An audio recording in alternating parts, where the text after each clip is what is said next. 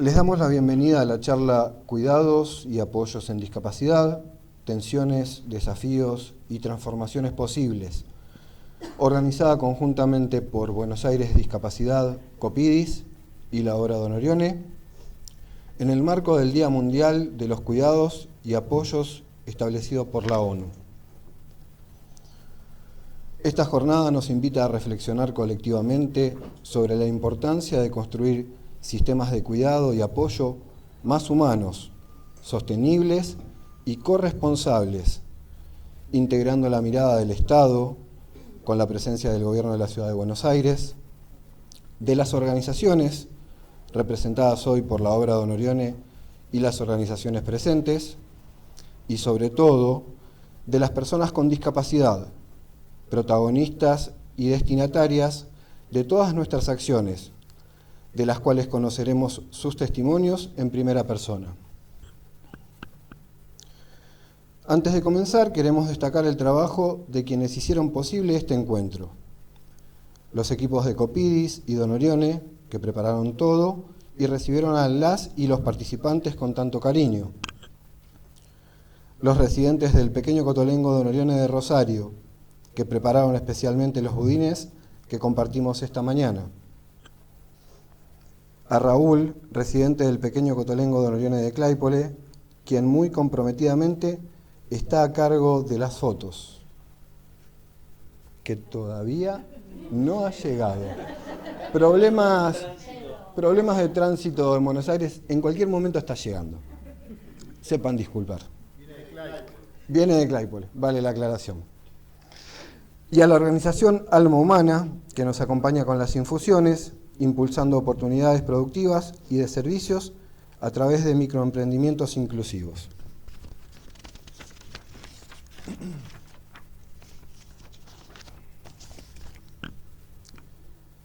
Para dar inicio formal a la jornada, invitamos al padre Aníbal Quevedo, responsable del Secretariado de Cotolengos de Argentina, Paraguay y Uruguay, y director de los Cotolengos de Rosario y General Lagos, provincia de Santa Fe, quien nos brindará un saludo en representación de la Obra Donorione.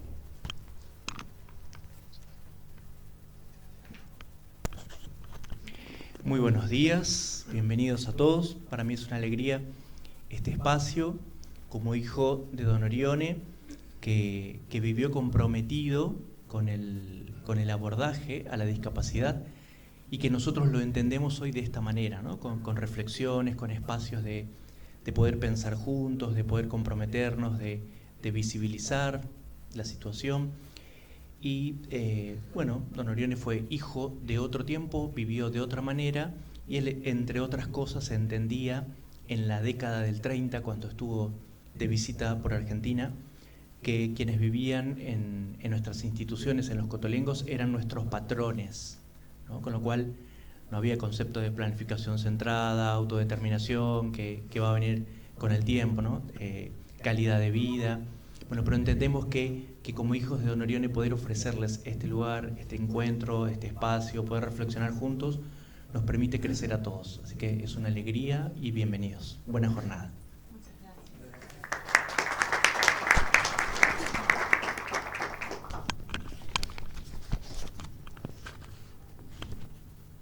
Una cosita, algo que dijo el padre Aníbal cuando arrancaba y que creo que tenemos todos en común, utilizó la palabra compromiso.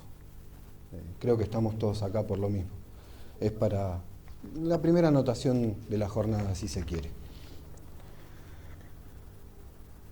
Damos paso ahora al primer espacio de reflexión titulado Tensiones entre cuidados y apoyos en discapacidad, a cargo de Karina Gershberg, directora general de Vida Independiente e Inclusión Económica de Buenos Aires Discapacidad.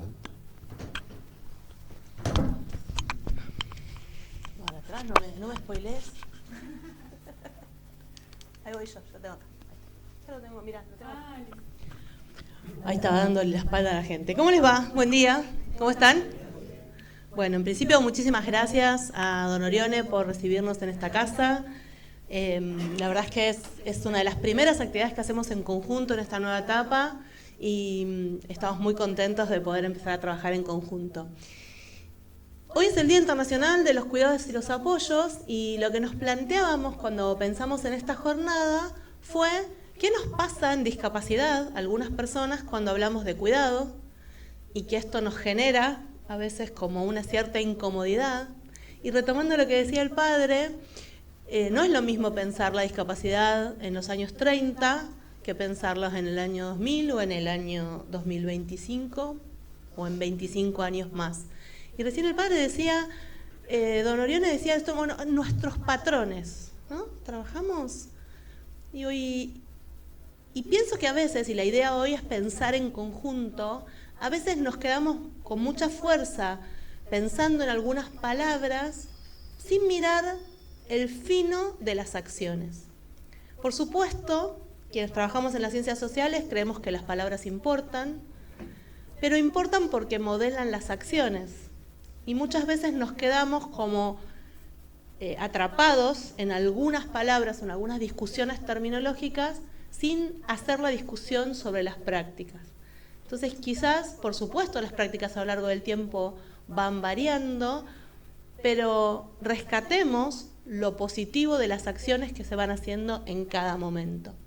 Entonces, la idea es un repaso rápido y en general la idea de poner en tensión por qué nos molesta en discapacidad la idea del cuidado y cómo lo podemos pensar, y además preguntarnos por qué la ONU hoy nos está diciendo cuidados y apoyos en la misma frase y en el mismo día.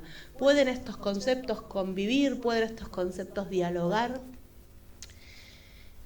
La ONU nos está diciendo que el cuidado es el corazón invisible que sostiene nuestras economías, nuestras familias y nuestras vidas.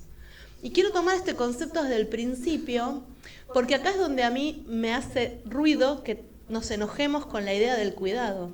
Si no hubiera cuidado, no habría vida. Todos nosotros para estar acá recibimos cuidado, todos nosotros somos dadores de cuidado y reproducimos el cuidado. Hacemos a veces algunas distinciones en las definiciones, y cuando se habla de cuidado se suele pensar en un conjunto de acciones, actitudes y relaciones que están orientadas a sostener la vida, atender las necesidades de los otros y uno mismo, y mantener el bienestar físico y emocional a lo largo del tiempo. Digo, y si yo lo pienso así, es difícil ponerse en contra de esta idea, ¿no? Y cuando hablamos de apoyo, solemos, y digo solemos porque en los términos teóricos siempre hay muchas definiciones de acuerdo a quién es el autor que lo escribe, solemos pensar en que son recursos, acciones o estrategias que una persona recibe o utiliza para realizar acciones, tomar decisiones y participar en la vida cotidiana y en ámbitos que elija. Y quizás la única diferencia que estaría entre el primero y el segundo sería el rol de la persona que es receptora de estas atenciones, digamos, ¿no? Entonces, ¿dónde estaría esa tensión que venimos transitando quienes trabajamos en discapacidad? Bueno, que los cuidados se asocian que tienden a proteger, a suplir y a decidir por el otro, y se asocian con la dependencia y la responsabilidad moral. Y por otro lado, los apoyos buscan acompañar, habilitar, respetar la decisión y se vinculan más con la autonomía y con la colaboración. No digo que esto sea así, digo que esta es la tensión que existe. Asociar el cuidado con la sobreprotección y el apoyo con la autonomía. Pero, alerta, spoiler alert, para mí la sobreprotección en el cuidado es una mala praxis. El cuidado no debe sobreproteger. Cuando los cuidados se sobreprotege, simplemente estamos cuidando mal. No es que el problema es el cuidado. ¿Quién más tiene un virus que lo está reventando esta semana? Entonces, vamos a hablar del cuidado como el centro de la vida. Hay muchos estudios y los estudios incluso feministas de revalorización de los cuidados. Se hace un énfasis fuerte en esta idea de cuidar. ¿Qué pasa con el cuidado? El cuidado sostiene la vida y sostiene las relaciones humanas. No es un hecho excepcional, es una necesidad permanente. Digo, hay que pensar todos los cuidados que uno recibe. Tendemos a entenderlo más fácil cuando pensamos en los niños pequeños, ¿no? Y cómo sin cuidados un niño pequeño no sobrevive. Tendemos a pensarlo en las personas mayores que requieren más extensamente cuidados y tendemos a pensarlo en discapacidad. Aunque como decía antes, en discapacidad nos ponemos un poco nerviosos cuando pensamos en el cuidado. Pero implica este cuidado atender, acompañar y sostener a los otros a lo largo de la vida. ¿Quién hoy a la mañana recibió de alguna otra persona un cuidado? El café y el quiz. Buenísimo. Me trajeron en auto. Te trajo alguien en auto, espectacular. ¿Y quién proveyó algún cuidado esta mañana? ¿Alguien le hizo un mate a su...? Sí. Preparaste a los nenes para el colegio. ¿Alguien le hizo un mate a su conviviente? Le diste de comer al perro. Absolutamente. ¿Cómo? Volcaste la yerba. ¿Y alguien la limpió o la limpiaste vos? Ah, bueno, entonces te cuidaste solita en ese caso. Ah, o sea, hiciste el mate y le volcaste la yerba. Ah, le limpiaste el mate. Ah, genial. Perfecto. Sin cuidado la vida social y económica se detiene. Y en este punto en unos minutos nos vamos a detener de por qué es tan importante el cuidado. Pero también modela identidades, vínculos y pertenencias. Y por eso les decía, nos vamos a detener un minuto a pensar en la economía del cuidado, porque también otro alerta, spoiler alert, ¿quiénes cuidan? Mayoritariamente las mujeres. El cuidado, remunerado o no, es parte esencial del sistema económico. Para que, ¿vieron cuando se decía antes, atrás de un gran hombre y una gran mujer? ¿De qué hablaba eso? Bueno, hablaba de que para una persona pudiera dedicarse intensamente a la vida pública, había alguien detrás implicándose intensamente en la vida familiar. Ese cuidado invisibilizado es donde ahí se desgasta y es donde decimos que deteriora. Las tareas de atención directa o indirecta sostienen la productividad social. Muy bueno, alguien te trajo para que vos pudieras estar en esta actividad, alguien espera a alguien con la comida porque tiene un día más largo de trabajo, alguien se encarga de las compras o se encarga del lavado de la ropa en casa. Hoy por suerte ese alguien puede variar, pero todavía estadísticamente está muy sobrecargado sobre las mujeres. Y por eso también al principio se decía cuidado remunerado o no. El cuidado suele ser una tarea familiar, familiarizada, que muchas veces queda invisibilizado como tarea y por lo tanto no remunerado. Y cuando es remunerado, como es una tarea que se suele considerar menor, mal remunerado. Entonces persisten estos salarios bajos o de poco reconocimiento hacia las personas que proveen cuidado de una manera más profesionalizada. Y cuando decimos profesionalizada, decimos remunerada. Pensar entonces en la economía del cuidado es pensar en cómo sostenemos la vida. Y esto sería, no necesariamente me están pagando por mi trabajo, el trabajo de cuidado que realizo, pero si yo no lo puedo realizar y hubiera que pagarlo a alguien, ¿cuánto saldría? Entonces cuando pensamos la economía del cuidado decimos, bueno, ok, en casa yo me encargo de tales y cuales tareas. Vamos a elegir cualquiera, no sé, de lavar la ropa, de hacer las compras y de hacer la comida. 3 tareas. Supónganse que yo me enfermo y esas tareas no las puede hacer otra persona de la casa por su carga de trabajo afuera. ¿Qué sucede? O quita horas de descanso o hay que pagar a alguien que haga esas tareas. Bueno, entonces ahí es donde podemos ver el valor económico que produce la tarea del cuidado. Y decimos además que es una práctica social y relacional, es decir, cuidar es una práctica que combina tiempo, energía y afecto. Es una relación entre personas, incluso cuando es remunerada, implica afectos. Eso es afecto, no es cariño. Se entiende la diferencia, ¿no? Afecto es una relación entre personas. Ojalá implique cariño en cualquiera de las relaciones de cuidado, porque estamos hablando de personas, pero está involucrado lo afectivo. Se involucran decisiones, jerarquías, expectativas. A menudo se vive como un deber moral, más que como una elección. Esto lo vemos a veces con familias que están muy sobrecargadas por el cuidado. Y quizás, más allá de la presentación, esta es una de las cuestiones que a mí más me interesan. Cuando nosotros decimos, desde las que hablamos de discapacidad y venimos trabajando en discapacidad hace muchos años, cuando tensionamos el cuidado y cuando decimos, bueno, los cuidados no son buenos, lo importante son los apoyos, nos perdemos una parte muy importante, que son todas estas familias que están proveyendo estos cuidados y estos cuidados prolongados a lo largo de la vida. Nosotros tenemos cuidado basado en instituciones como las que provee Donorione, pero en Argentina es minoritario. La mayor parte de las personas viven en sus hogares. Y en esos hogares reciben los apoyos de su grupo familiar.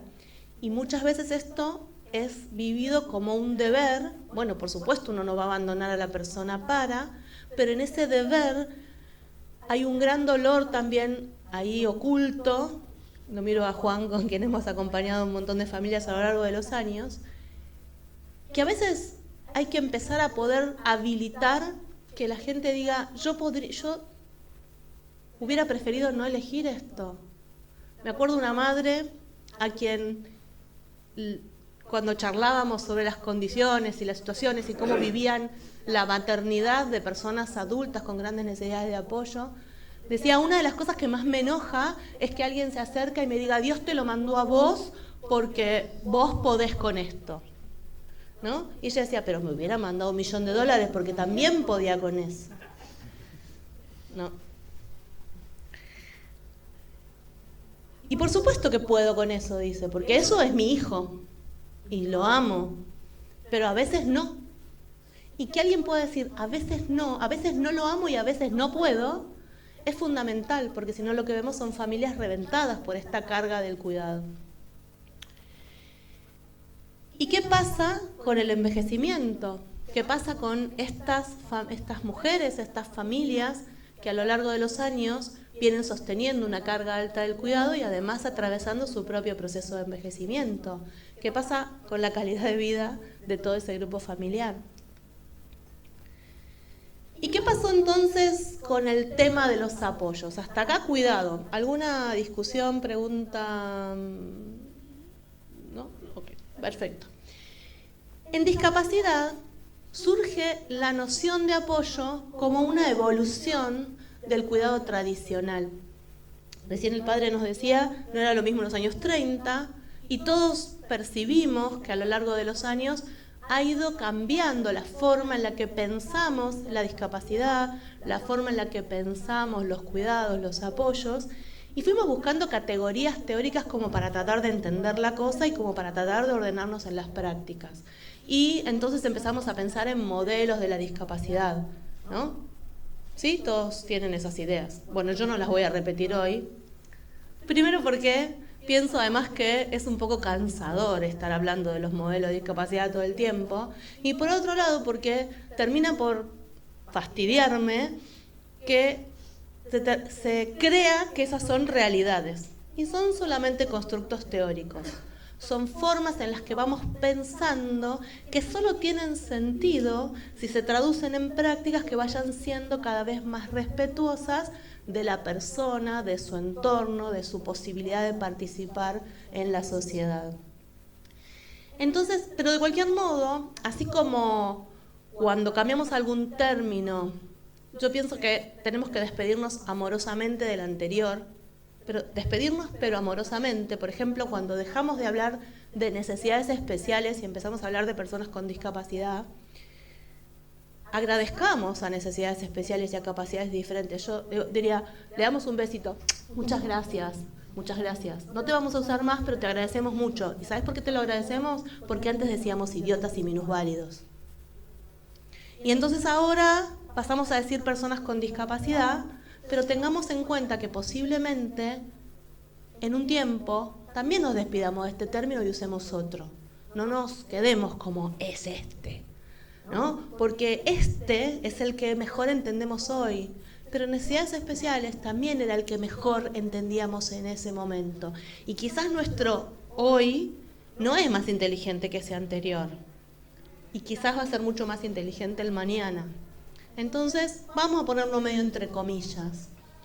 El cuidado, entonces, en estas ideas en discapacidad, empieza a ocupar un lugar de protección, aparecen estas ideas donde el cuidado tiende a proteger y el apoyo a acompañar procesos. Vuelvo a repetir que las palabras importan, pero a veces esta semántica no es tan clara ni tan diferente. ¿Qué plantea de cualquier modo en este modelo, si quieren, social de la discapacidad? Que el cuidado sustituye y que el apoyo habilita. A veces me pasa que, no sé si alguien más, se me juntan un montón de ideas en la cabeza, pero no me logran salir todas juntas por la boca. Entonces, por un lado, necesito el PowerPoint porque si no me distraigo. Y por el otro lado, querría contarles más cosas y empiezo a pensar cuánto tiempo vamos. La transición, entonces, entre estos conceptos no es una transición lineal. ¿Y qué significa eso? Y no es tan fácil delimitar qué es cuidado y qué es apoyo. ¿Lo puedo delimitar teóricamente? Sí. Pero si después voy a un ejemplo concreto y no sé, ¿no? Porque agarro una tarea y quizás, después voy a hacer a Victoria que me discuta en público, cuando le toque a ella, pero quizás lo que puedo decir es, bueno, el tema sería cómo ejecuto la tarea, ¿no? ¿Dónde está puesto el foco? La tensión, entonces, es entre hacer por y hacer con. Esa sería la tensión que marcamos en discapacidad cuando nos molesta el término cuidado. Si es hacer por o hacer con. Pero a mí se me ocurren un montón de ejemplos y si... ¿Todos tienen contacto con personas con discapacidad? Sí. Así que a ustedes también se les van a ocurrir un montón de ejemplos de personas por las que hay que hacer, que tengo que hacer por. Y bueno, ahí también podemos ponernos finos y decir, bueno, hay que ver cómo haces por. Sí, claro, por supuesto. Yo quiero pensar en cuántas de las personas que se dedican a la teoría conviven con personas que requieren apoyos extensos 24/7 por 24. Yo tuve la experiencia, lo hice durante 5 años, conviví con un grupo de personas. Y ahí les diría que, sí, claro, uno dice, bueno, con la mayor autonomía, elegís tu ropa, elegís cómo te lo pones, te vestís con tu tiempo, yo solo te brindo los apoyos. Y después cuando se te hizo el horario que tenés que salir corriendo, le metiste la remera encima y ahí vamos todos para acá ¿no? Digo, porque también esa es la realidad.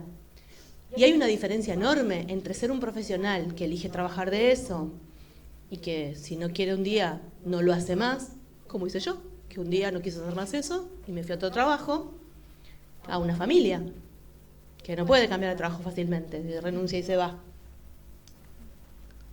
¿Cómo estoy? ¿Cuánto me queda? Estoy bien. ¿Se me trabó esto? Haceme un clic ahí a ver si avanza. ¿Avanzó? Ah, perfecto, perfecto. Ahí estamos. Bueno, entonces, ¿cuáles son estas tensiones cotidianas que estábamos diciendo recién? Cuidar implica decidir y decidir por el otro genera conflicto.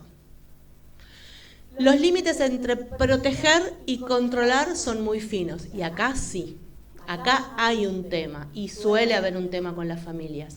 ¿Y qué es? Este límite entre dónde estoy cuidando y dónde estoy controlando, en algunos casos es muy fino y en otros casos es muy grosero, ¿no? Donde aparece este control.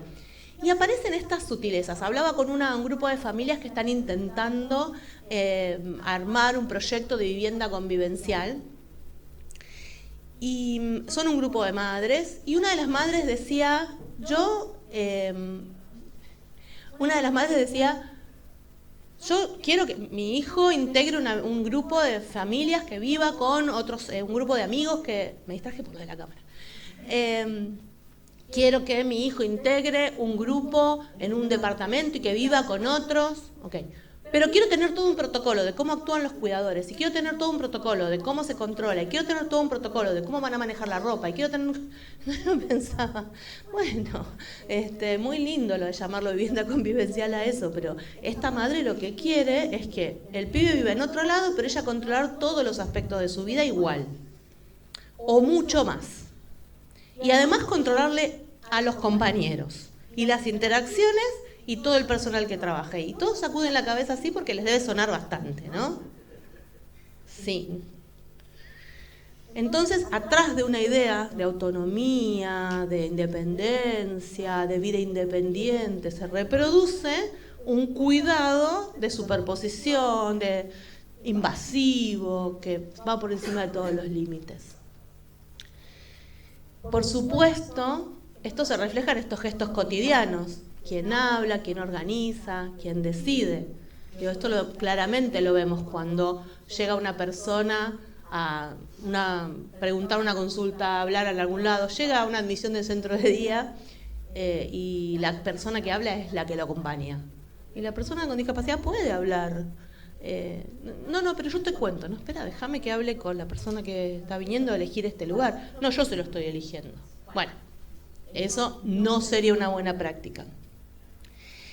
Por supuesto, sostener sin invadir es un equilibrio constante y muy difícil. ¿Cómo sucede con los niños y niñas sin discapacidad? Lo que sucede es que las madres van decidiendo por sus hijos pequeños todo, y de a poquito ese niño o niña va oponiéndose a las decisiones que toman sus padres. De alguna que otra forma. Hace un capricho, se cambia una remera, dice no me quiero poner esto, por tomar cualquier ejemplo con la ropa, que es fácil. ¿Y qué pasa? Y se va dando esa tensión entre lo que la madre quiere y lo que el hijo quiere. En la adolescencia se tensiona mucho más fuerte y a partir de ahí la persona gana independencia, deja de ser un niño cuidado por su madre, gana independencia, cada uno en su nivel. Vieron que ahora además están estas ideas de que se extiende y hay gente de 25 que todavía, bueno, malas prácticas. En discapacidad lo que suele pasar es que este proceso se interrumpe, no sucede tan así. Suele pasar que estas peleas con la familia se dan más tarde cronológicamente, que cuando se dan se medicalizan, se leen patológicamente, se leen cómo se inestabilizó, porque quizás las formas no son las esperadas en las que se discute, no se lo ve como una misma adolescencia o un poco más tarde, y se limita bastante en eso. Y lo estoy diciendo desde las discapacidades intelectuales, pero compartiendo y conversando con personas con otro tipo de discapacidades o con discapacidades sobrevinientes. Ahí hay alguna complejidad más, porque también aparecen situaciones donde para la familia esta persona que adquirió una discapacidad no va a poder. Y entonces aparecen estas actitudes de sobreprotección y esta preocupación por esta pelea por la independencia que aparece en las personas. Cuidar puede ser al mismo tiempo un acto de amor y una forma de poder. Y de hecho lo es. Y no es malo, excepto cuando se excede.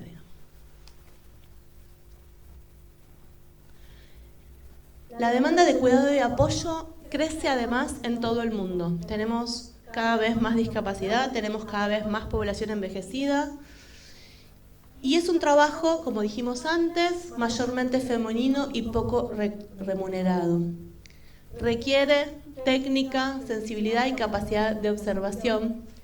Y los límites entre lo profesional y lo personal son difusos. ¿Se acuerdan que hace un rato dijimos que había un componente afectivo en las tareas de cuidado y de apoyo? Y eso es muy real. Siempre es una relación entre personas y siempre va a aparecer lo personal involucrado ahí, y en esos límites son difusos y con una capa de complejidad. Usualmente las personas que son las que están encargadas de tareas de cuidado, si quieren en este caso pensando en cuidados remunerados, suelen ser personas de baja calificación profesional, quienes dedican a tareas de cuidado, con mal remunerado y con pocos espacios de supervisión.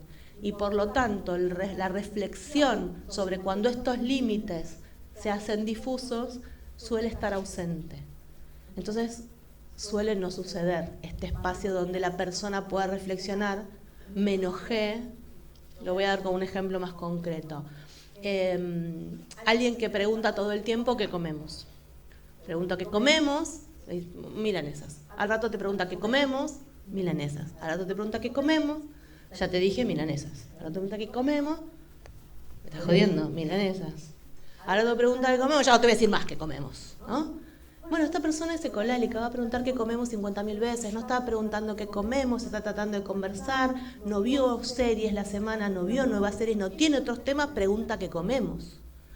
Sin embargo, las personas que se encargan de cuidados, en este difuso límite, se involucran desde lo emocional y se enojan. Si no hay ahí un espacio donde uno pueda reflexionar sobre por qué me enojé acá, qué fue lo que acá me movió de lugar, por qué no puedo seguir respondiendo esto al infinito, bueno, si eso se descuida, y a veces llegamos a situaciones de maltrato que por supuesto son totalmente inaceptables. Cuidar y apoyar requieren presencia y equilibrio. Como decíamos, los cuidados en relación al entramado social, voy a tratar de ir rápido porque me estoy quedando medio sin tiempo. Ningún cuidado ocurre en soledad, todos los cuidados dependen de redes formales e informales. Familias, instituciones, mercado, Estado se enlazan en esta organización del cuidado. Los cambios sociales que decíamos recién, la longevidad, las nuevas familias, las urbanizaciones, reconfiguran estas redes de cuidado. No era lo mismo en un pequeño pueblo una persona con padecimientos mentales, pero que todo el pueblo sabía más o menos cómo, y en una sociedad sencilla podía manejarse, que alguien tenga que manejarse acá en Buenos Aires. La sostenibilidad del cuidado depende de cómo se reparte el tiempo. ¿Se acuerdan? Antes dije, si no, después que uno llega de un montón de horas, tiene que además encargarse de las tareas del cuidado. Repensar los cuidados es repensar la arquitectura de la vida cotidiana. Y el apoyo se consolida como una forma de cuidado más contemporáneo, que acompaña decisiones, aprendizajes, participación, no reemplaza vínculos previos, los reorganiza. Esta idea de pensar, bueno, ahora mi hijo es un adulto, aunque a mí me cueste verlo como un adulto porque le cuesta expresar sus decisiones, entonces voy a trabajar en que participe de su vida de otra forma. Y se basa entonces en confianza, en flexibilidad, en adaptación. Y recordar esto es esencial, todos necesitamos apoyos, y en algunos momentos en forma más intensa. Entonces, en vez de hablar de tensión, a mí me gustaría hablar de equilibrio. Un equilibrio entre donde cuidar y apoyar no se oponen, se complementan, donde el exceso de cuidado puede asfixiar, pero la falta de cuidado desampara, donde los apoyos son prácticas que revelan cómo entendemos la dependencia y la autonomía. Y, como les decía al principio, el cuidado que sobreprotege es un cuidado mal realizado, es una mala práctica del cuidado. Muchas gracias.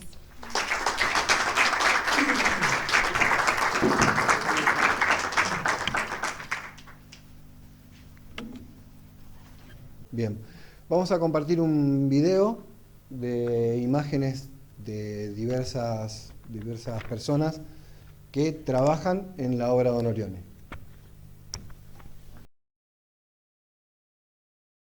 Hola, mi nombre es Juan Pablo, soy médico psiquiatra. Trabajar en el Cotolengo es un desafío tanto profesional como personal.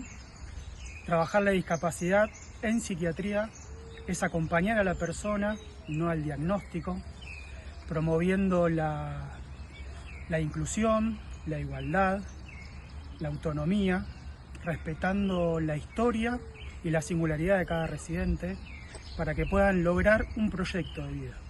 Objetivos que se logran mediante un trabajo interdisciplinario. Hola, soy Mónica del Hogar Don Orione de Mendoza y quería comentarles que aquí en el hogar residen 21 personas con discapacidad mental y profunda. Estas 21 personas para el Hogar Don Orione son muy, muy valiosas, y lo que nosotros queremos brindarles es la mejor calidad de vida que se pueda dentro de sus posibilidades. Para ese trabajo nosotros utilizamos una gran herramienta que es la que nos va a ayudar a poder constituirnos en su apoyo. Y esa herramienta es vincularnos con ellos, ¿sí? Vincularnos para poder desde ahí conocer más su singularidad y así poder llevar a cabo este objetivo de calidad de vida. Vincularse para Don Orione, acá en Mendoza, tiene una significación especial y mucho más amplia que solo ser empáticos. Es también ser respetuosos de la singularidad, es ser interesados por esa misma singularidad, sí ser creativos para llevar a cabo la relación. Esto nos permite mantener y colocarnos en un lugar de apoyo genuino. Entonces, eso es muy importante para el trabajo que después vamos realizando. Acá, en el Cotelengo de Rosario, el esquema de trabajo del centro de día tiene sus bases en brindar actividades, talleres y espacios en función de los intereses y deseos del residente, donde el equipo de orientación genera sus abordajes a través de la singularidad de cada uno de ellos. El taller que me pregunta a nosotros a mí es el taller de planificación, donde ahora enfrente tenemos que son quién va a comprar el producto, quién va a distribuirlo y quién va a elaborar el producto. Es así, este taller de planificación lo desarrollan una vez a la semana, donde elaboran budines, tortas, pan dulces y mermeladas según las diferentes frutas de estación. En el mismo ellos se distribuyen, como contaba Jero, los roles, de armar la lista de ingredientes, los pasos de la actividad y la distribución de roles de cada paso. Mi nombre es Fabiana, soy nutricionista del Cotolengo. Bueno, con el equipo de cocina tuvimos un gran desafío. Pasamos de realizar una atención con un menú ya establecido a una atención que, sin descuidar los requerimientos nutricionales, empezó a escuchar y enfocarse en los gustos y las preferencias de nuestros residentes. Por ejemplo, ellos hoy eligen qué van a consumir para el día de su cumpleaños, el menú para los días festivos, y esto lo logramos a través de asambleas que realizamos en conjunto con nuestra psicóloga.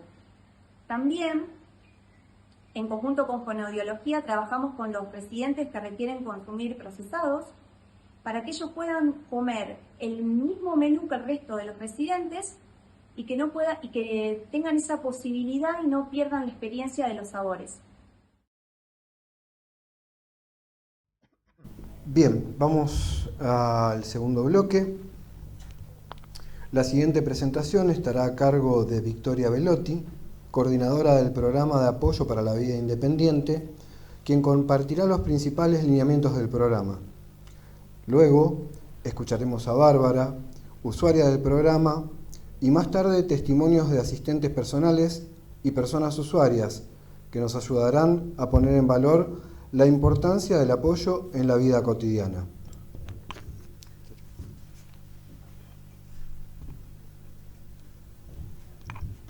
Gracias. Ah, sí, gracias. Acá tenés un password. Gracias. Hola, bueno, buenos días, ¿cómo están?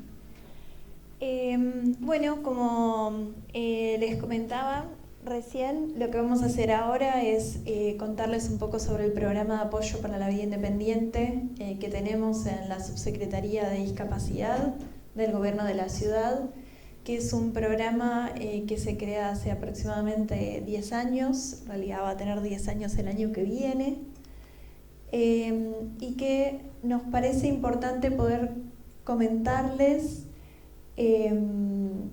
para que digamos, podamos por un lado dar un ejemplo en concreto de una política pública en la que se promueve el acceso a estos apoyos como el apoyo del asistente personal, y por el otro lado para que podamos seguir reflexionando en torno a estas tensiones que comentaba Yakari y que tiene mucho que ver, digamos, con nuestra actualidad en relación al colectivo de las personas con discapacidad y todavía mucho de lo que tenemos que lograr, ¿no? En ese sentido, estoy un poco... Sí, ahí está, perdón. Yo tengo baja visión, perdón, estaba tratando de chequear que estuviéramos bien en la diapo. Bueno, primero que nada les comento, este es un programa que quizás no sea tan conocido, pero como les decía ya tiene aproximadamente 10 años, que busca hacer efectiva la figura de la asistencia personal. Esta es una figura que todo el mundo conoce. ¿Sí? Genial. Bien, así no nos detenemos tanto, pero es una figura que, como saben, se consolida en el artículo 19 de la Convención sobre los Derechos de las Personas con Discapacidad, que tiene jerarquía constitucional en nuestro país, y que es el primer programa a nivel nacional que brinda esta figura y sobre todo que permite acceder a esta figura no desde el ámbito de la salud, sino desde el ámbito específico de los derechos. En ese sentido, lo que busca el programa es, a través de asignar recursos, como es en este caso en el formato de un subsidio, brindarle la posibilidad a las personas con discapacidad de acceder a este rol de apoyo que, si bien hoy afortunadamente la mayoría lo conoce, no es un rol todavía muy conocido en nuestro país. Y que de hecho es bastante difícil de acceder, si bien tenemos prestaciones en la ley 24.901 que refieren a personas de apoyo. Todavía es muy difícil acceder a la figura de la asistencia personal, y entonces esta es una forma alternativa que lo que le va a permitir a la persona justamente es contar con esa figura de apoyo remunerada, que es una de las discusiones que ya estaba mencionando Cari antes, en relación a bueno, qué sucede cuando requerimos este apoyo para realizar determinadas actividades de la vida diaria y qué pasa si no logramos obtenerlo, ¿no?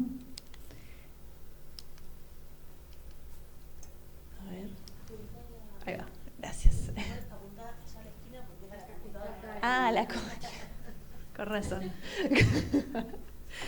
Bien, bueno, en ese sentido entonces el programa, como les decía, tiene el formato de un subsidio que se le brinda a la persona con discapacidad, y este subsidio va enteramente a pagar la figura de la asistencia personal por un total de 24 horas mensuales, ¿sí?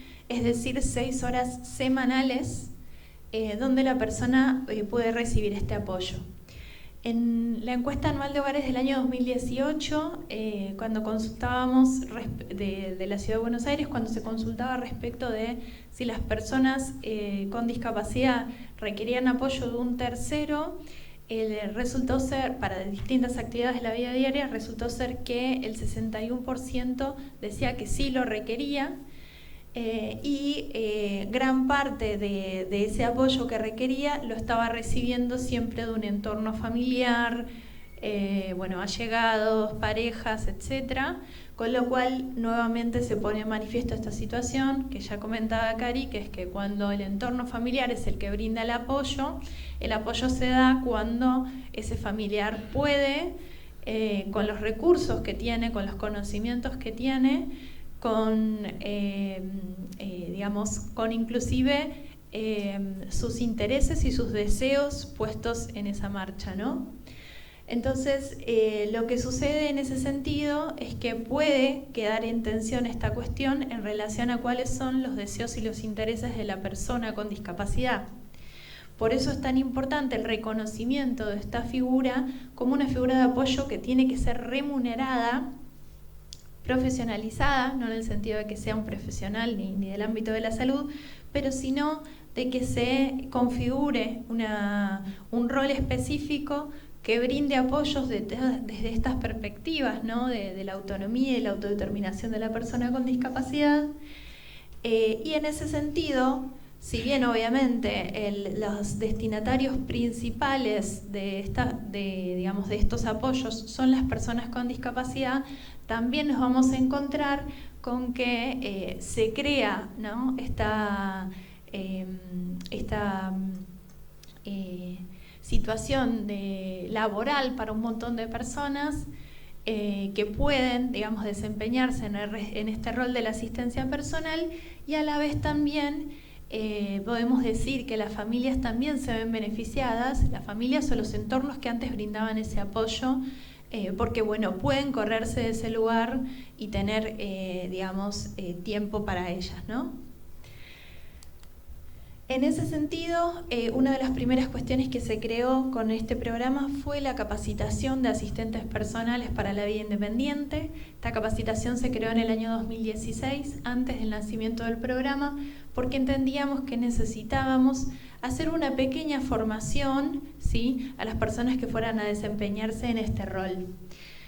En este sentido es importante saber también que lo único que solicitamos en la formación es tener primario completo, ¿sí?, porque consideramos nuevamente que no tiene que ser una persona ni que venga formada desde el ámbito de la salud, ni nada del estilo, pero sí necesitamos de construir ciertas formas que se van sucediendo en la cultura de nuestra comunidad, de nuestra sociedad, respecto de cómo es el trato de las personas con discapacidad, y también abrirse a ciertos conocimientos de la gran diversidad de apoyos que existen, de estrategias, de recursos, de productos, ¿no?, de formas de abordaje que le van a dar un abanico a ese asistente personal, aunque obviamente su tarea va a estar comandada por la propia persona con discapacidad.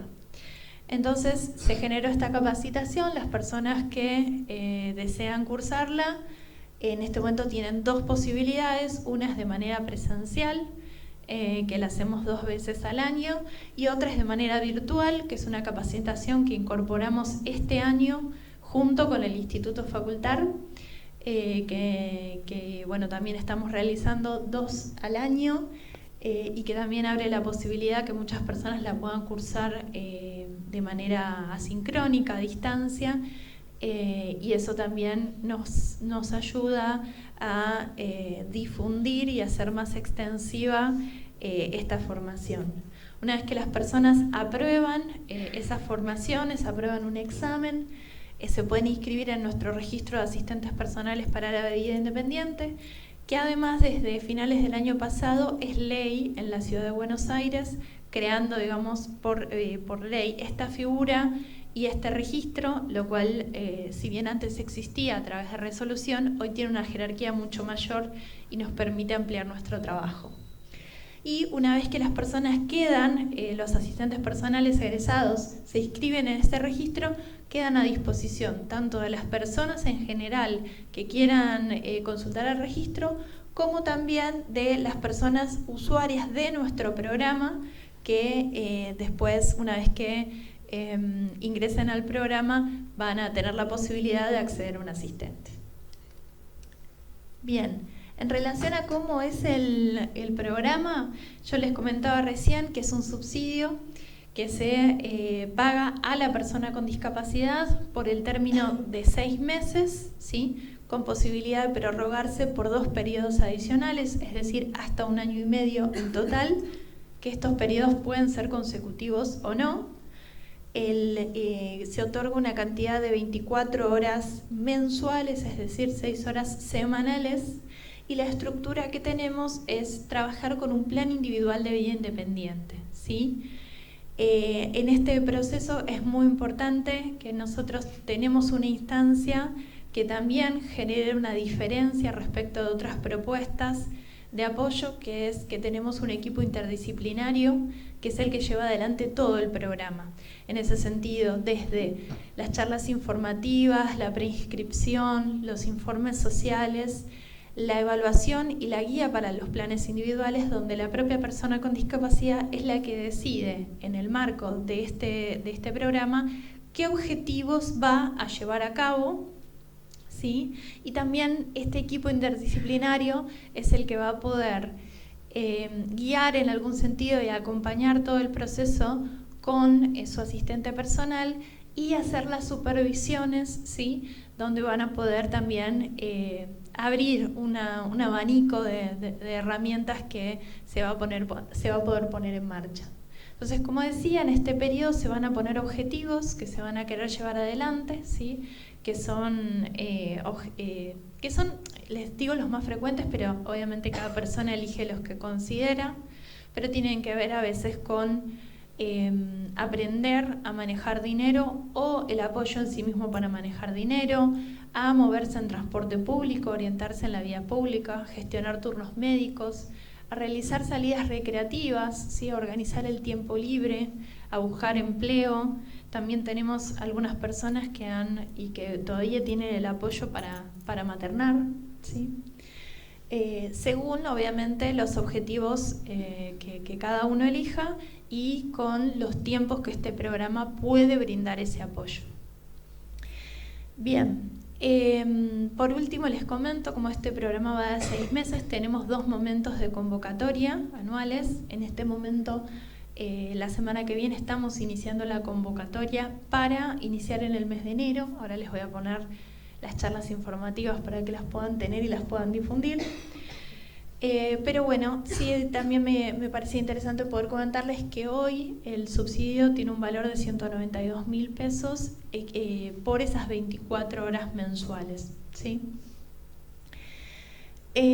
Por último también, antes de continuar, siempre me gusta hacer esta mención, que por ahí, perdón las chicas si me escuchan decirlo todas las veces, pero me parece muy importante, que es que este es el único programa que tiene este equipo interdisciplinario, ¿sí? Que hoy nos están acompañando 2 de las chicas, son Aldana y Josefina, que son trabajadoras sociales, psicólogas y terapista ocupacional, y que tienen una experiencia muy particular, que es la de poder no solamente formar a los asistentes, sino guiarlos en estos casi 10 años de brindar apoyo, y esa es una experiencia que no sé si, digamos que no tenemos la posibilidad por lo menos de verla en otros programas o en otras políticas públicas, tanto del Estado Nacional o de otras provincias, así que me parece que es un conocimiento muy valioso y que todavía digamos, que tiene un rol muy fundamental para poder lograr que este apoyo siga, ¿no?, en función a los objetivos de la persona y no se desvirtúe a veces con otras urgencias, que no es que no estén, ¿no?, porque digo, a todas las personas nos pasan ciertas urgencias, pero bueno, también las personas con discapacidad tenemos, al igual que el resto de las personas, el derecho a equivocarnos, ¿no?, y a elegir mal, en el sentido de lo que se considera positivo para la vida de una persona, y tomar las riendas y hacernos responsables de esas equivocaciones o no. A veces tomamos esas decisiones en contra de lo que el resto de la población nos dice o nuestra familia, etcétera, y teníamos razón, pero bueno, sí es importante devolverle a la persona con discapacidad ese lugar sobre protagonismo sobre su propia vida, y de eso se trata este programa, que pone en el centro a la propia persona con discapacidad siempre. Bueno, simplemente para ser usuarios de nuestro programa se requiere tener entre 18 y 60 años de edad, residir en la ciudad de Buenos Aires y tener certificado de discapacidad vigente, ¿sí? Y por último, es muy importante asistir a una de las charlas informativas, porque también muchas veces nos sucede que este programa se considera que por ahí alguien piensa, bueno, está buenísimo este programa para esta persona, pero esa persona no quiere recibir ese apoyo en este momento, o no es de su interés, o no en la forma en la que el programa lo brinda. Entonces es importante que la propia persona con discapacidad escuche la oferta del programa, decida si le es interesante y pueda manifestar esa voluntad de participar en el marco de estas charlas informativas. Ahí les dejé las charlas que tenemos las próximas 2 semanas, que son martes 4, jueves 6, miércoles 12 y viernes 14. Lo dije bien, ¿no? La primera semana a las 14 horas, la segunda a las 10. Se requiere preinscripción, así que ahora les voy a poner el mail del programa.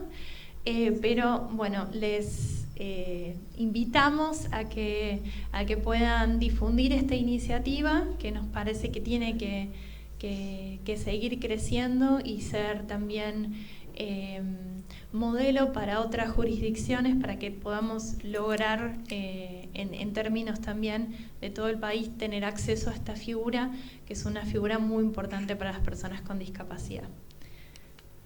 Bueno, muchísimas gracias.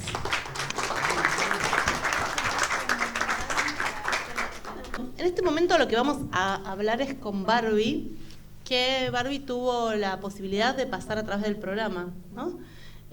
Bueno, primero muchas gracias por venir hoy. Nos gustaría preguntarte qué objetivos te pusiste vos para trabajar con tu asistente personal cuando participaste del programa. Por lo general, mi primer objetivo fue trabajar en la organización en el espacio de la calle, digamos, ¿no? Ahí me costaba muchísimo poder orientarme. Hoy por hoy me oriento muy fácilmente, a pesar de que me pierdo muchas oportunidades. Déjame, antes de seguir con esto, quiero agradecer a mi ex asistente personal que está acá presencial, Juana, que me está saludando. Así que gracias a ella pude hacer este programa. Y el objetivo que me estabas planteando, nada, lo principal fue la organización en la calle, porque yo me pierdo fácilmente. Después me ayudaba mucho en la organización de tareas administrativas, que a mí me costaba poder ordenarme y organizarme. Yo necesito tener las cosas impresas, entonces yo me imprimía las cosas para después remarcar lo más importante. Y por último, los turnos médicos también, que me costaba, bueno, a mí me costaba hablar un poco, a pesar de que no soy tímida ni nada por el estilo. Karina me mira y se ríe, porque ya me conoce como soy. Pero bueno, en realidad fue eso. Y después, bueno, cuando fue el tema del pago del programa, la asistente personal me preguntaba si yo quería usar la tarjeta en el cajero para retirar la plata, y yo le pedí que por favor que no, porque tuve muchos inconvenientes con la tarjeta cuando se me quedaba trabada, entonces preferí que la manejara ella. Obviamente lo hacíamos juntas, pero en realidad lo manejaba ella. Bueno, espectacular, sí, me hice cara porque me pareció como el tema de no te vi tímida. Pero a veces, es cierto que a veces uno es tímido y en una posición donde lo ponen, se pone así como más actriz. Acá habíamos anotado preguntas que creo que trabajaron con vos, pero ¿para qué actividades? Pero ya nos diste algunos ejemplos. ¿Se te ocurre algún otro ejemplo que quieras contarnos de tu proceso? Por ahí cuando íbamos a pedir algún turno médico me costaba, y ahí sí te voy a ser honesta, me costaba hablar. Entonces la asistente personal por ahí hablaba un poco por mí, pero me ayudaba, no sé, a tocarme así con la mano, y por ahí podía avanzar en hablar. No me cuesta hablar para nada a mí, pero en ese momento me costaba muchísimo pedir los turnos yo misma. Entonces, para no pedir ayuda a otras personas, la tenía ella y ella me ayudaba a mí para que yo pueda gestionar los turnos o hacer algún trámite bancario, que a mí me costaba un montón con eso, y la verdad que pude lograr un montón de cosas, no solamente para que se me trabe la tarjeta, que me pasó en varias oportunidades, si yo voy en horario de banco cuando necesito retirar efectivo, o voy a retirar a un supermercado sabiendo que tuve muchos problemas con la tarjeta. Ok, entonces nosotros tenemos otra pregunta acá que era si te ayudó a ser más autónomo. Entiendo que sí, te ayudó a ser más autónoma, porque me decías que te manejas mejor en la calle, que te manejas mejor con tus finanzas, quizás con tu tarjeta. ¿Hay alguna otra cosa en la que sentís que ganaste más autonomía? A veces hacíamos salidas recreativas, entonces nos íbamos a tomar algo, íbamos a conversar, y también me ayudaba a organizar a mis tareas de trabajo, ¿no? Yo trabajo en el INTA y yo necesito tener las cosas impresas porque me cuesta mucho concentrarme con la computadora. Entonces necesito tener en formato papel para después por ahí subrayar lo que es más importante. Entonces ella me ayudaba a eso, a tener las cosas impresas, a mantener una organización, una prolijidad, a pesar de que mi letra es horrible, pero bueno, no importa. Hoy por hoy tengo muchísima autonomía en esto, no solamente en el manejo de la calle, sino en el manejo de mi propia organización. Y además, bueno, en el INTA soy asistente de mi jefa, entonces la organizo a ella también, a sus reuniones, y todo el mundo me felicita mi trabajo porque obviamente mi jefa es una persona que se puede organizar estando yo presente. Podríamos decir que entonces te convertiste vos en persona de apoyo ahora. Acá la otra pregunta era si a otra persona con discapacidad vos le recomendarías este programa. Sí, obvio que sí. El programa a mí me sirvió un montón, no solamente al asistente personal, sino a todo el equipo de Copidi. Yo le digo Copidi todavía. Todavía no me sale decirlo con otro nombre, pero bueno, cuando me convocó Vicky y bueno, a todo el equipo y bueno, vos también, Karina, la verdad que para mí es un placer porque siempre me llaman, siempre me convocan y es como siempre, bueno, yo de Vicky me acordaba quién era, pero sí, obviamente, tanto Vicky, Aldana, todo el equipo y vos saben que pueden contar conmigo y que estoy a disposición. Muchísimas gracias. ¿Hay algo más que quieras decir, ya que tenés ahora el espacio? Simplemente agradecerte a vos. No, a mí no, a toda la organización, a las chicas. Así que, ¿le preguntamos a Juana si quiere acercarse un minuto? Bueno, que se acerque. No está, esto es fuera de programa, como de Lutier. Hola Juana, mucho gusto. ¿Cómo estás? Para no robar mucho tiempo de las exposiciones que siguen, pero me parece que a todo el mundo le interesa cómo fue tu experiencia como asistente dentro del programa. ¿Qué tal? Buenas tardes. Bueno, fue muy rica para mí en lo personal. La capacitación fue súper completa.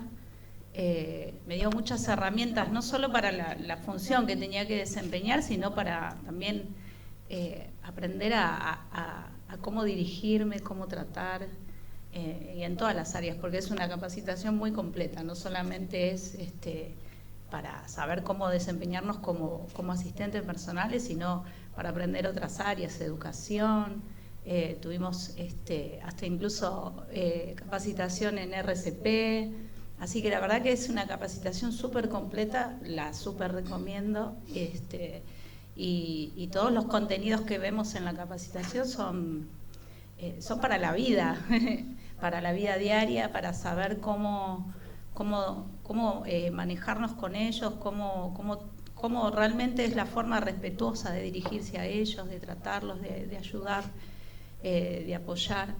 Así que la verdad que a mí en lo personal me hizo crecer como profesional. Bueno, yo soy docente, así que me brindó muchas más herramientas todavía.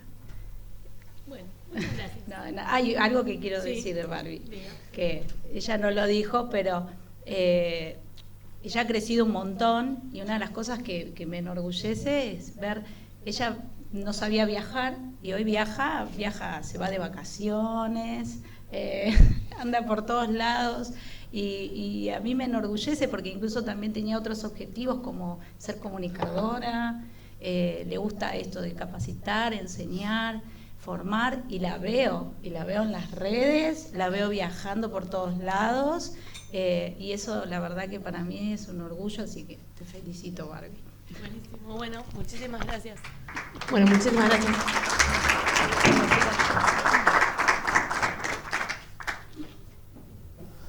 Y vamos a invitar a la licenciada Leila Mir Kandal, antropóloga, especialista en discapacidad intelectual y altas necesidades de apoyo, integrante de la Dirección General de Investigación de Políticas para Personas con Discapacidad, parte de Buenos Aires Discapacidad. ¿Está bien? Por favor. Padre. ¿Quiere sentarse, por favor? ¿Sentado? No, No, creo que- prefería ¿no? ¿Sí? para de pie, sí. Como, Ya que estamos como todos sea de más pie. cómodo. Sí. Lo que sea más cómodo. Cuidado con el escalón. ¿Vos preferís? Porque tenés el mate. Bueno, lo hacemos. Se mueve con el mate. ¿Sí? Vamos a ver. Permítame el micrófono. Sí. Si no se va.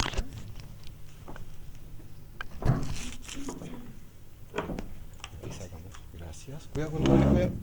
Tu pie. Ahí estamos. Perfecto. Licenciada. Gracias. ¿Empieza usted, padre? ¿No? ¿Empiezo yo? Bueno, mil gracias por, no sé si se escucha bien, mil gracias por la invitación. Realmente es un placer poder de alguna manera presentarles algo que es de muy reciente confección. De alguna manera lo que vamos a hacer es presentarles un programa que se inicia, si Dios quiere, más allá del estado del arte y los estudios que hemos hecho, y acá habla la antropóloga académica, pero ya vamos a ver cómo vamos a hablar de las prácticas también. Es un proceso que va a iniciar la Dirección de Investigación y que comienza justamente el próximo lunes a partir de 2 becas de las cuales me voy a explayar en su momento. Voy a usar entonces. Y nosotros lo que hemos querido abordar es un grupo poblacional que cuando se habla de personas con discapacidad generalmente se lo invisibiliza. Y que estamos hablando específicamente de aquellas personas con discapacidad intelectual que tienen grandes necesidades de apoyo. Y ahora vamos a hacer un pequeño desarrollo. Cuando nos comprometimos a partir de haber leído algunas investigaciones y algunas presentaciones respecto a este grupo poblacional, nos preguntábamos para la ciudad de Buenos Aires de quiénes hablamos, ¿no? Pues se habla realmente. No sé si para algunos será la primera vez que lo escuchan, para otros a lo mejor, pero muy poquito. Y lo primero que tuvimos que hacer es revisar investigaciones en nuestro país y en otros lugares del mundo, y no solo veíamos pocas investigaciones que abordaran específicamente esta problemática, sino que además tenían múltiples miradas, ¿no? Podríamos decir que se ponían anteojos distintos los artículos académicos a los que arribábamos a partir de enfocar y tratar de visibilizar de quiénes hablábamos cuando hablábamos de personas con discapacidad intelectual con grandes necesidades de apoyo. Y acá me va a permitir, voy a hacer una pequeña historia, porque va a ser necesario que nos posicionemos por esto de lo que les decía, ¿no? Distintos anteojos que tienen los marcos teóricos y las prácticas en consecuencia a partir de los distintos modelos que fueron apareciendo a lo largo de la historia, ¿no?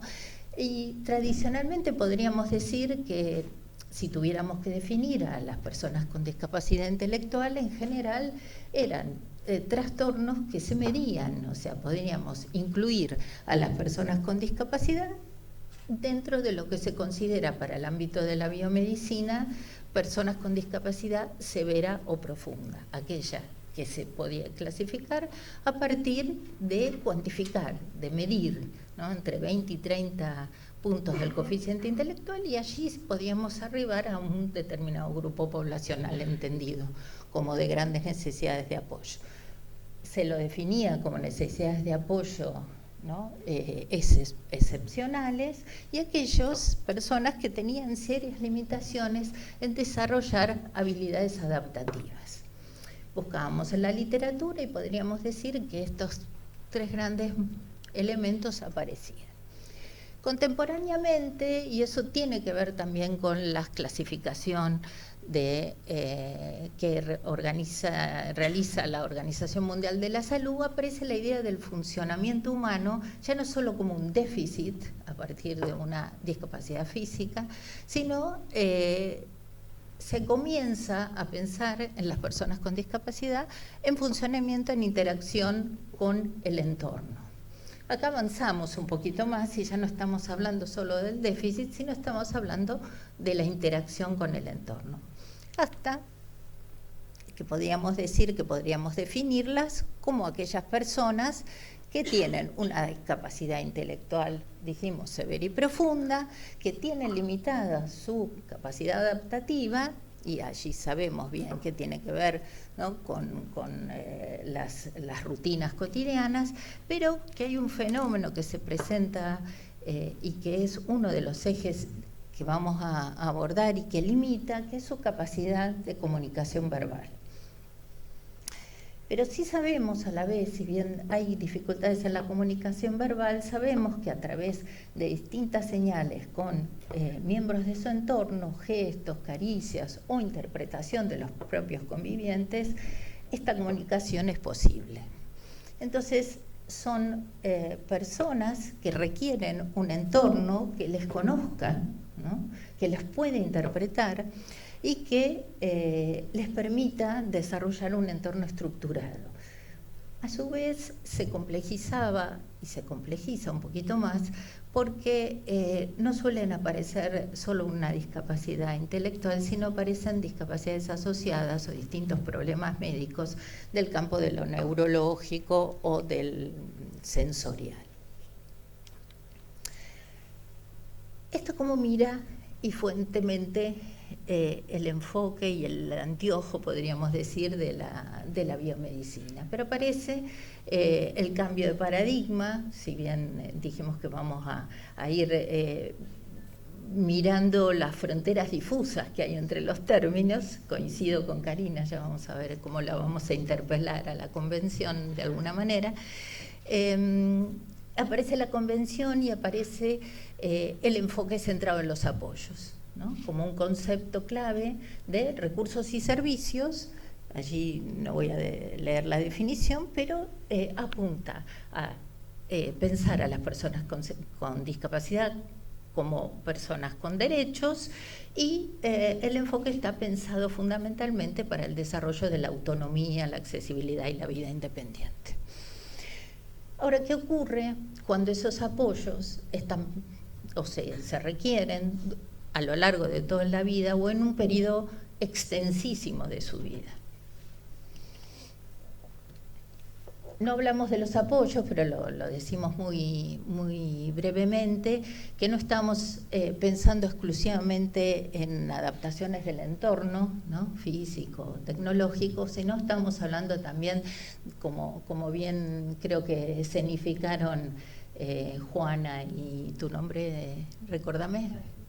Bárbara, estamos hablando del apoyo emocional, del apoyo cognitivo y del apoyo físico. No solo es acompañar en la vida diaria en los aspectos del vestirse y del higienizarse, sino fundamentalmente también acompañar en los apoyos emocionales.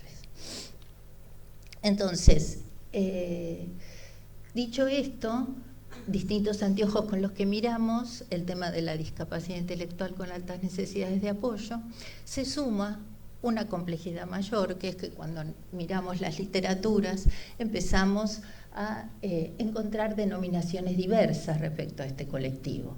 Y ahí verán que les he puesto personas con discapacidad múltiples y profundas, necesidades complejas, discapacidad intelectual severa y profunda, grandes necesidades de apoyo, altas necesidades de apoyo, necesidades persistentes de apoyo, o de tipo extenso y generalizado, que es la manera en que define la literatura más española a este colectivo. La pregunta que seguramente ustedes están haciendo es: ¿por qué la Dirección General de Investigación, a la cual pertenezco, decidió abordar y estudiar a este colectivo? Y fundamentalmente porque entendemos que es uno de los colectivos más excluidos del campo, aún del campo de la discapacidad. Excluidos no solo por por las denominaciones, ¿no?, de la accesibilidad, de la vida independiente, etcétera, etcétera, sino excluidos en relación con quienes tienen también discapacidad intelectual, pero leve y moderada, excluidos también seguramente del disfrute de servicios o nuevos servicios que pudieran aparecer por la gran cantidad de profesionales que por ahí requieren el acompañamiento de estas personas con discapacidad.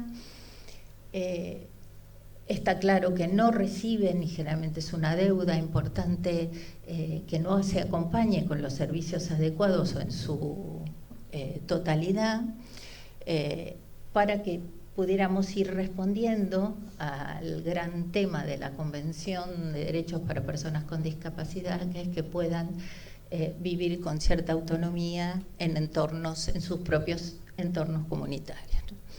Y la mayor cuestión, y que aparece en lo que venimos investigando, es que generalmente son personas que quedan segregadas en entornos cerrados, ¿no?, ya sea en sus casas o en hogares.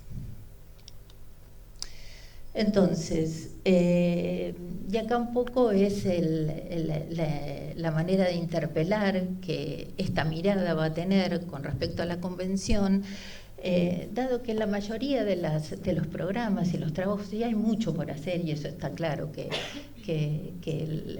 Argentina o la Ciudad de Buenos Aires tiene mucho camino por andar en relación a esta temática, pero este grupo poblacional de alguna manera queda excluido o limitado en su abordaje, dado que el énfasis está puesto en la Convención, en la autonomía, la vida independiente, la accesibilidad. Entonces, el punto más clave que tenemos por delante, y el desafío mayor que como dirección vamos a tener, es tratar de definir de quién hablamos cuando hablamos de personas con discapacidad intelectual con grandes necesidades de apoyo.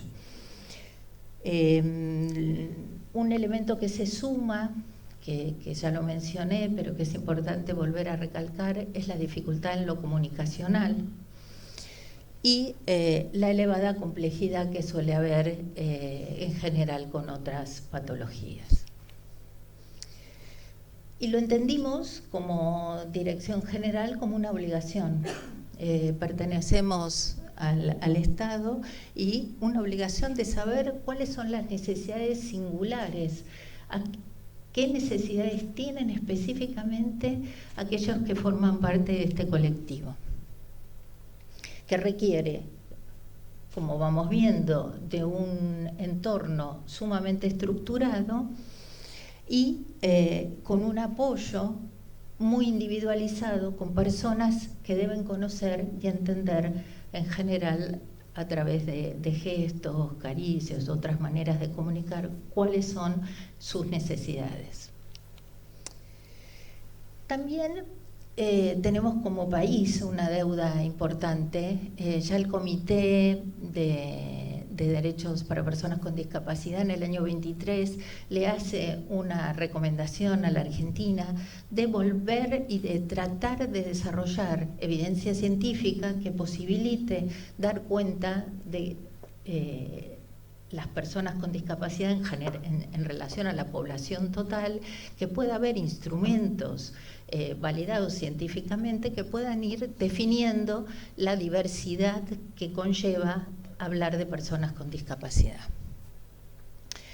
Y que muchos de los programas y desarrollos que se llevan adelante en general se hacen con materiales informales, estudios sesgados o muy parciales, con lo cual es casi imposible referirlo a la población en su totalidad. Entonces, nuestro objetivo, claramente, a partir de lo que ya les vengo diciendo, lo pueden desarrollar ustedes solos, es profundizar en este conocimiento a partir de una evidencia científica en esta población en lo particular, para intentar arribar a cuáles son las necesidades especiales de este colectivo que impacten y que puedan impactar en las políticas públicas. no formamos parte de una ONG, no estamos en otros contextos, sino estamos formando parte del Estado y entendemos que tenemos que hacer investigaciones científicamente validadas para que puedan impactar sobre las políticas públicas, específicamente en nuestro caso en la Ciudad de Buenos Aires. Para que realmente podamos decir que respondemos a la convención, ¿no? Que realmente estamos pensando en las personas con discapacidad y sus derechos. Bueno, proponemos orientaciones basadas en evidencia, que es lo que les acabo de decir, detectar las necesidades y recopilar, con esta deuda que además nos impone el comité de la convención, recopilar la mayor cantidad de datos cuantitativos como cualitativos. En este caso va a ser específicamente respecto a este grupo poblacional. Y es ahí donde necesitamos, para hacer las investigaciones, tratar de arribar a una definición. Y hemos tomado la definición española, que dice que son las personas que tienen necesidades persistentes de apoyo o necesidades de apoyo generalizado en todas o casi todas las áreas de la vida cotidiana, con un funcionamiento intelectual en un entorno que se entiende para el ámbito biomédico severo y profundo. Aquellos donde sus conductas suelen estar desajustadas y sumamos los trastornos que ya hablamos, neurológicos o sensoriales, a todo este contexto.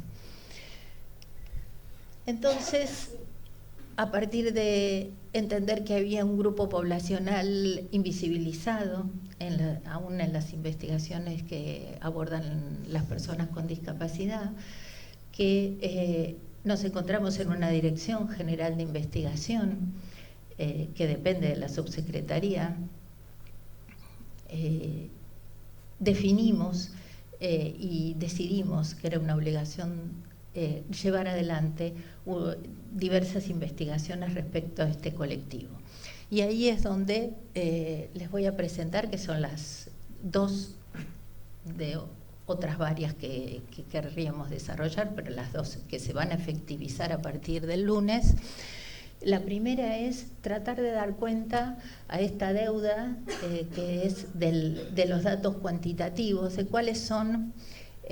Si algunos quieren, después les puedo pasar la información porque los veo sacando fotos, no sé si se ve, si bien trato de usar un protocolo con letra bien grande, si no se llega a ver se los paso después. Y de hecho está uno de los investigadores aquí presente, que es Marcos May, no te quiero señalar con el dedo, pero que queda un poco feo, que ha ganado, concursamos estas dos investigaciones y han ganado una beca de salud pública por un lado y una beca de investigación por el otro. La primera, que es tratar de dar cuenta de un abordaje cuantitativo. ¿Cuántos son? ¿No? ¿De qué población no solo hablamos, sino de cuántos son en la Ciudad de Buenos Aires que podrían estar dentro de este colectivo? Y ahí es donde entonces, y la voy a leer, el título de la investigación es una aproximación a la identificación y descripción de la población con discapacidad intelectual con altas necesidades de apoyo, alcances y limitaciones de las fuentes de datos presentes en la Ciudad de Buenos Aires.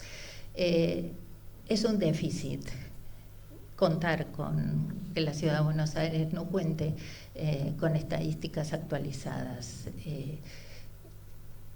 En este momento hay un proyecto de ley, eso lo iba a decir al final, pero bueno, tiene que ver con esto también. Hay un proyecto de ley que, si Dios quiere, sale, va a obligar a que la Ciudad de Buenos Aires pueda tener cada 4 años un censo, llamémosle encuesta, veremos el formato que tenga, para personas con discapacidad específico.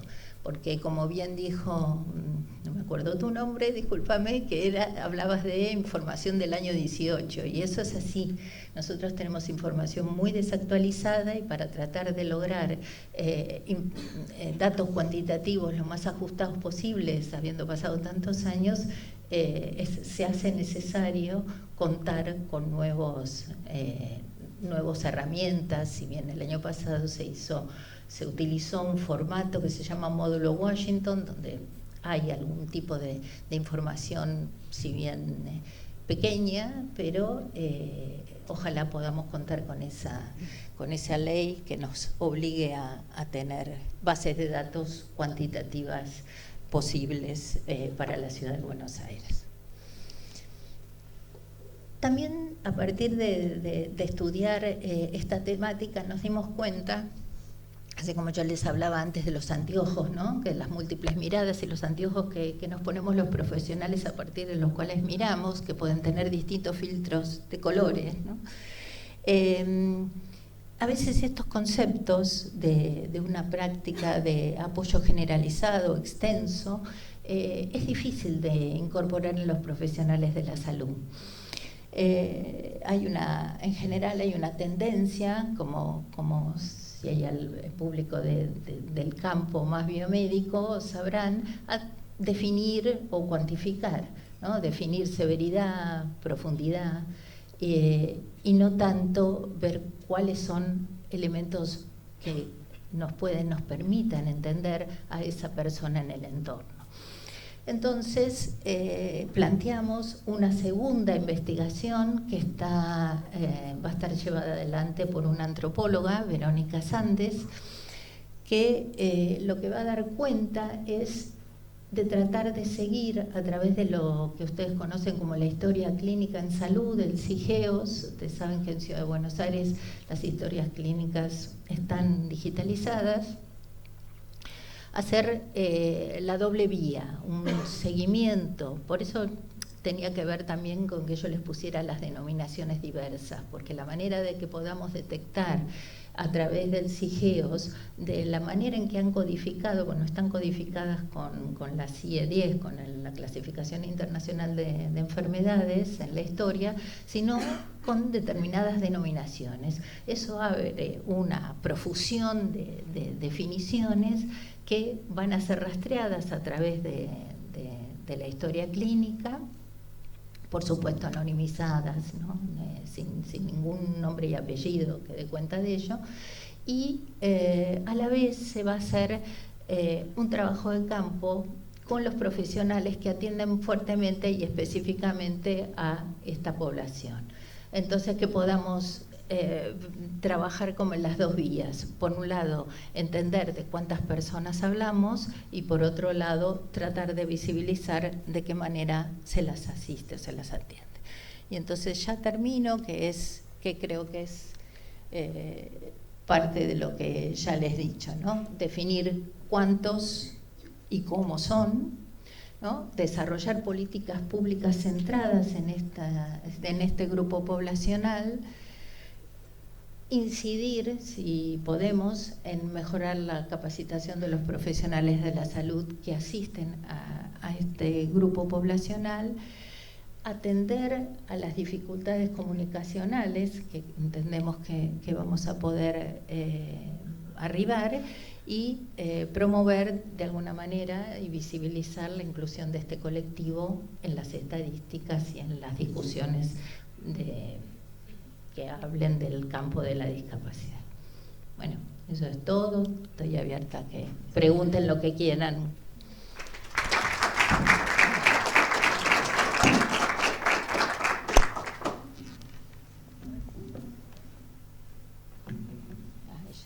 No sé, hay una mano, no sé usted. Sí. Yo soy mamá de una persona de estas características y celebro con mucha alegría escucharla y este programa, porque no saben lo dramático que es. Está todo contado desde un lugar muy claro y muy intelectual y todo, pero es una situación de una población que está excluida de la exclusión dentro de la discapacidad.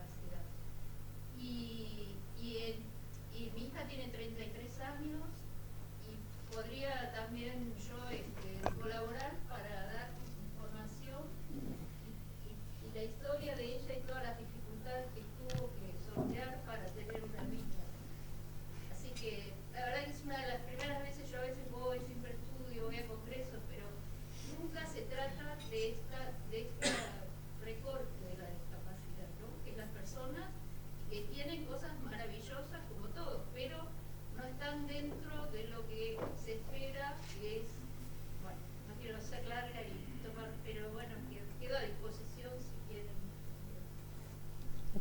Después si te acercas, así nos conectamos.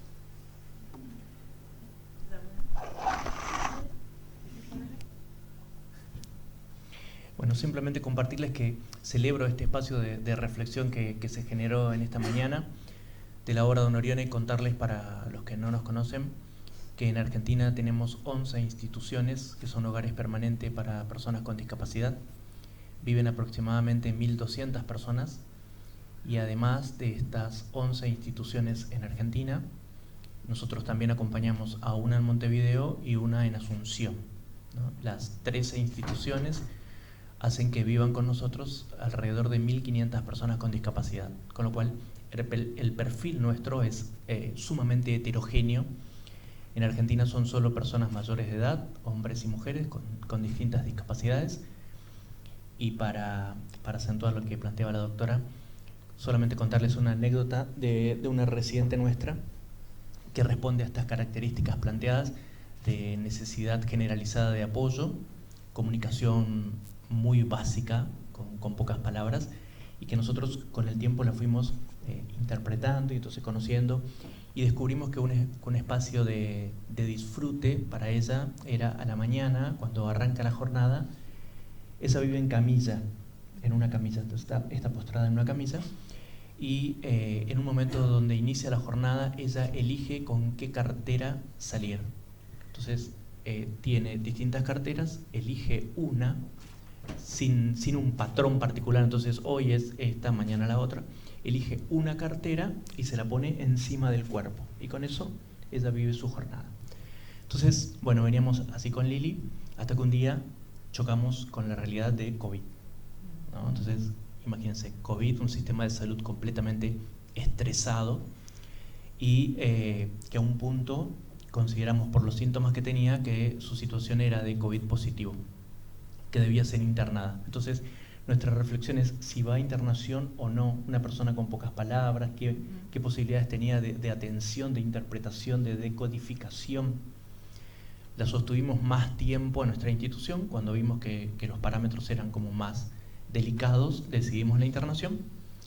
Va a internación, y cuando nosotros la visitamos la vemos completamente decaída. Entonces se nos ocurre que una manera de apoyarla era con la cartera. El sistema de salud no había manera de que nos entendiera de que esa persona necesitaba una cartera. Ustedes imagínense el sistema de salud, o sea, de repente es incómodo, es difícil, te despersonaliza. Vos entras a una habitación donde no te respetan los horarios, donde la luz se prende o se apaga de manera arbitraria, donde arrancás en un sistema, en un momento que te sacan la ropa, o sea, no tenés tu propia ropa, ¿no? Estás sin ropa, en un lugar ajeno, bueno, y en esa situación estresante de COVID, ¿no? El desconocimiento de los protocolos médicos también, porque los mismos médicos estaban aprendiendo en ese momento que necesitaban. En esa situación nosotros fuimos hasta que conseguimos que nos habilitaran entrar con una cartera. Entonces esa cartera fue sumergida en todo, en alcohol, en amonio cuaternario, que era lo que estaba de moda, ¿no? Entonces cuestión que cuando pasamos todos esos procesos y pudimos entrar a ofrecerle a Lili una de sus carteras, la sonrisa que nos regaló de placer en ese contexto tan difícil y delicado, bueno, nos llenó el corazón, ¿no? Entonces nosotros apostamos al sistema de salud y a la cartera de Lili para juntos poder salir, ¿no? Siendo que, bueno, yo no soy técnico en esto, ¿no? Para describir la discapacidad, pero sí la profundidad de su discapacidad y la necesidad y la dificultad por las comorbilidades que presentaba, ¿no? Bueno, finalmente hoy vive con nosotros, hoy está, nos regala su sonrisa todos los días, ellas y sus distintas carteras, pero lo importante que fue pelear por esa cartera, ¿no? Porque la cartera pueda entrar al sistema de salud en marco COVID para poder apoyarla, y era lo que nosotros entendíamos que podíamos acompañarla en la distancia, ¿no? Vieron que nada, no había manera, no se acompañaba un ser querido en aquel tiempo, ¿no? Entonces, explicaste perfecto. con el ejemplo, porque es ambiente estructurado, conocimiento, algo conocido, una voz que seguramente, no sé quién entró, que claro, lo conocía. y por otro lado era el mismo sistema que le ponía barreras a toda una vida de barreras y a una situación completamente delicada, ¿no? Entonces, bueno, para nosotros fue una alegría eso, contar con esa anécdota, y obviamente ella supera la situación por todas unas distintas situaciones, ¿no? Y respondiendo siempre a la salud y a la atención médica que recibió en su momento. Ahora, nosotros entendemos que haber recibido la cartera era parte del apoyo necesario, que le diera fuerza, que la personalizara para poder salir, ¿no? Y bueno, hoy la tenemos con nosotros y para nosotros es una gran alegría. Así que nada, simplemente contarles eso de la obra de Donorione. Son 4 instituciones que tenemos en Buenos Aires, 7 en el resto del país, y nuestro compromiso con la persona con discapacidad a través de la empatía, y que hoy el lenguaje común técnico es planificación centrada, ¿no? Entonces hoy estamos con planificación centrada, queremos llevarla adelante, queremos que sea planificación centrada en la persona y no como el ejemplo que nos trae, que parecía planificación centrada en la teoría, ¿no? Bueno, queremos que sea en la persona, y es un gran desafío, y por eso gracias por poder acompañarnos esta mañana.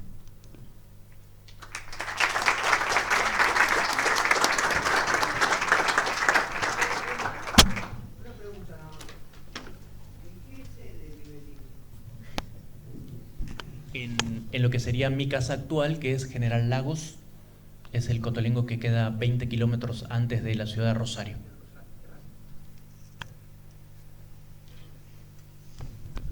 Bueno, según el cronograma nos quedan algunos minutitos para algunas preguntas. No muchas, no muy extensas, aclaro. ¿Preguntas? Por favor, si hablas.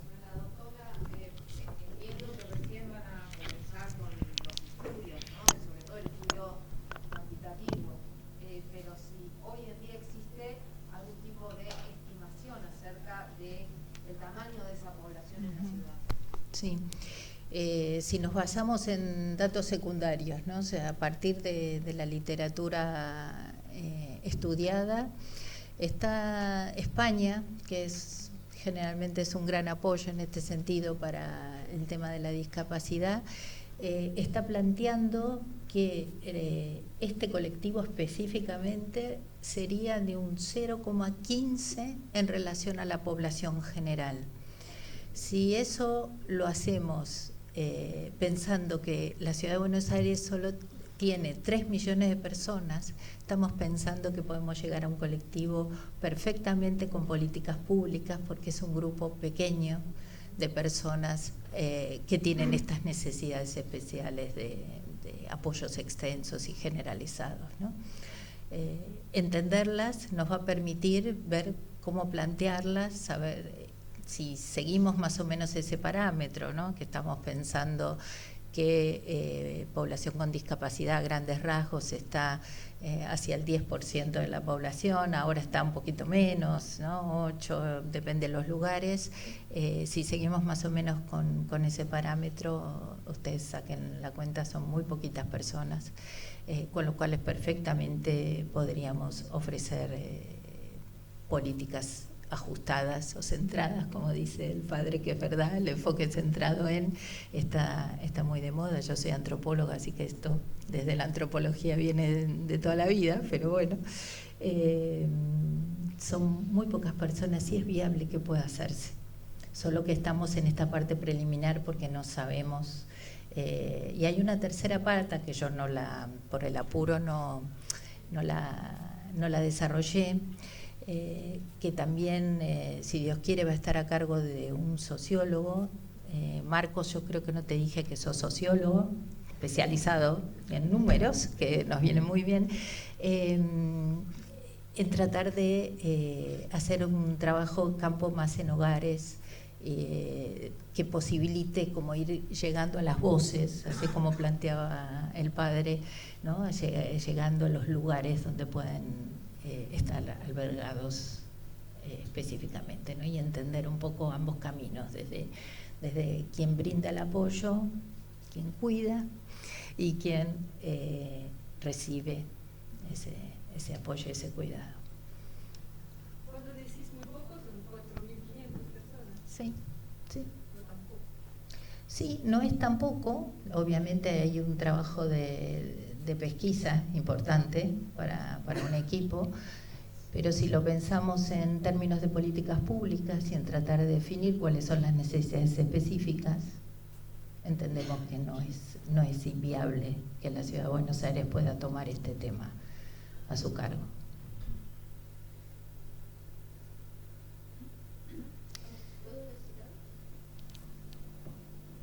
Aparte son personas que están en riesgo porque como no están en los espacios adecuados, están muchas veces sobremedicadas o no tienen dónde estar y las obras sociales no cubren las prestaciones de acompañante terapéutico o extensivas. A veces no dan, por ejemplo, muchas veces internación domiciliaria. O sea, están muy desprotegidas y uno va buscando con muchas vueltas encontrar una manera, formando a la gente, porque muchas veces no sirven los acompañantes terapéuticos, sino sirven como personas de apoyo. Entonces están muy desprotegidas por legalmente. Como sujeto de derechos están desprotegidas. Yo creo que es el Estado el que tiene que, y como dicen, no son tantos, pero están en una situación en el limbo. Sí, de gran vulnerabilidad, ¿no? Sí, primero me llama la atención que una de las cosas que más capturó la atención es esto de las necesidades de apoyo. Supongo que Ana Bou, que es la directora del área que representa a los chicos, va a estar muy contenta porque ella hace rato que viene impulsando que esté en agenda este tema. Por otro lado, en la Ciudad de Buenos Aires, dentro del plan de gobierno hay 5 ejes centrales y un eje es el de cuidados. Y la semana pasada estuvimos con Vicky en reuniones, o fue esta semana, porque yo no sé, estoy en Narnia, de cómo intensificar la formación de figuras de cuidado que contemplen este tipo de situaciones y estos tipos de cuidados complejos. Entonces se están trabajando en varias cuestiones donde la ciudad está poniendo el foco en estas personas que son las más invisibles de las más invisibles. Entonces la verdad que celebro esto y me parece que nos da pie a generar una jornada específica, y la miro acá para comprometer a Don Orione a la próxima, una jornada muy específica sobre grandes necesidades de apoyo, que en general lo que nos ha pasado en veces que lo intentamos es que enseguida se deriva hacia, bueno, personas que requieren muchos apoyos. No, esto específico y profundizar, así que podemos tomar ahí el guante y buscar una donde nos podamos sentar a profundizar en esta jornada.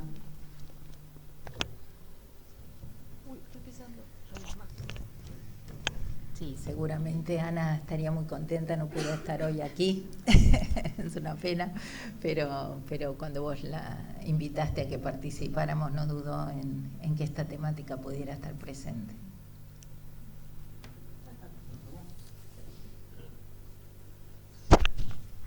Bueno, para el cierre lo voy a leer tal cual me lo escribieron porque parece casi una plegaria o una expresión de deseo que creo que es compartida. Primero, los agradecimientos formales. Agradecemos profundamente a todas las personas e instituciones que hicieron posible este encuentro, a los expositores, a los equipos técnicos y de accesibilidad y a cada uno de ustedes por su presencia. Y acaba el cierre. Que esta jornada nos impulse a seguir construyendo entre todos una sociedad más justa, empática e inclusiva, donde cuidar y apoyar sean actos compartidos de dignidad y amor. Muchas gracias.